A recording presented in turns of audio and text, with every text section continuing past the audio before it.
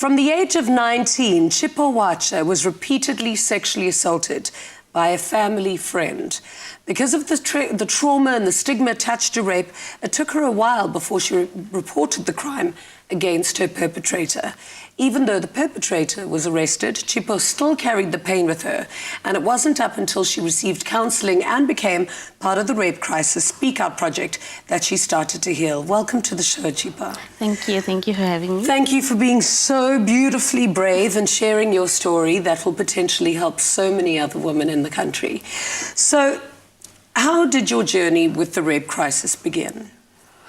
So my journey with Rape Crisis began in 2013. In 2013, when I finally reported the trauma. So I had gone to court. That's when one of the court advisors, I think, she asked me if I was receiving counseling, and then I said, no, not yet. That's when she gave me a card for Rape Crisis, and I called them and then set up an appointment to start the counseling sessions. So you had been repeatedly sexually violated by somebody that you knew? Yes. That's someone that was living in your home? Yes. So I can understand why it took you so long to report it, but were you carrying all of that with you? Was he still around you and in your home every day after the offence? Definitely. But it was one of those things whereby I would try and get it out of my mind and not think about it, out of sight, out of mind, and not really think about it. I would see him every day, but I still could not bring myself to tell anyone about it because I still thought it was my fault. So this was a family friend. Yes. So why did you feel like it was your fault? I can't explain it really, but to an extent I felt that, maybe it's because he sees me every day in the house, or maybe it's the way I dress, or maybe because previously I'd had a relationship with this person, and maybe I thought, okay, people will not believe me and everyone would think, well, you probably asked for it in a way, or he's entitled to it in a way. So that's how what a horrible feeling. And I think that's so important for girls to know that you can dress however you want. You can be however close to the person. They still do not have a right to touch you and to touch your body. So what happened, and what happened to him when you did report it? When I reported, he was arrested on the same day that I reported. So he was arrested on that same day. But I never got feedback from the police about what happened after he was arrested. Did he get bailed? But I know before we actually had to go to court, I saw him at some point walking around in town, and I thought, okay, when did this happen?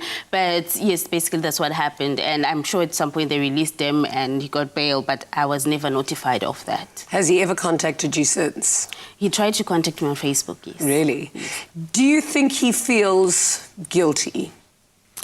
I would not know what he feels. When he reached out to me, he tried and apologized, but I would not really know how he feels about the whole issue. Tell me about your journey of healing and your experience at Rape Crisis. What was the experience like, and how did you heal? So at first, because I'd never really gone for counseling before, at first it was very foreign for me. But going through the counseling sessions, I managed to unpack all these feelings, because this is something that had been happening over a long period of time. So I managed to unpack and get help. And even though I went to Rape Crisis because of this trauma, I also managed to get help regarding everything else that I had been struggling with. And when my journey in regards of counseling ended with Rape Crisis and I had to go on by myself, I really struggled. I felt I was actually getting depressed. Until then, they reached out to me with the Speak Out project. Amazing. And then what was the Speak Out project doing? So the Speak Out project, at first I got a call and they said, we have this project that we think you'd be interested in if you'd like to come and see. So I went and they told me what it was all about. It was this Speak Out event with all the other ladies that are involved in the Speak Out project.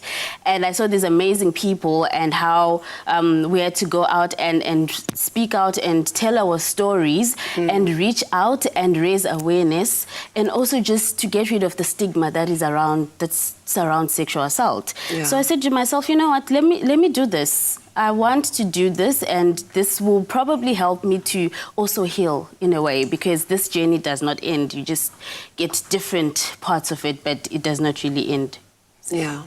I think it's amazing to have the support of so many other women that you can look up to and say, I'm not alone. I didn't go through this alone, and I'm safe, and I can move on and have a normal life and find happiness and be happy again. Definitely. Why do you think, especially from your own experience, knowing that so few people do report their incidences, what can you say to people why it's so important to report the offence and to find healing with something like Rape Crisis and the Speak Out Project?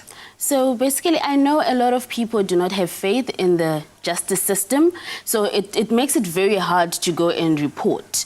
And also because of the stigma that surrounds rape, it's also very hard to then go into the community and say, okay, this is what happened to me.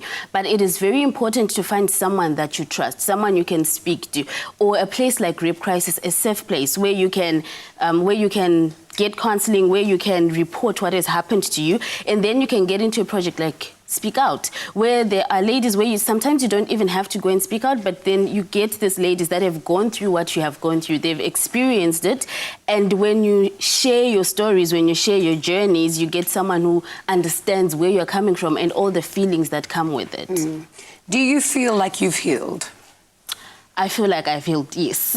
I have healed. If I am able to sit here and share my story, I feel like I have done 90% of the healing.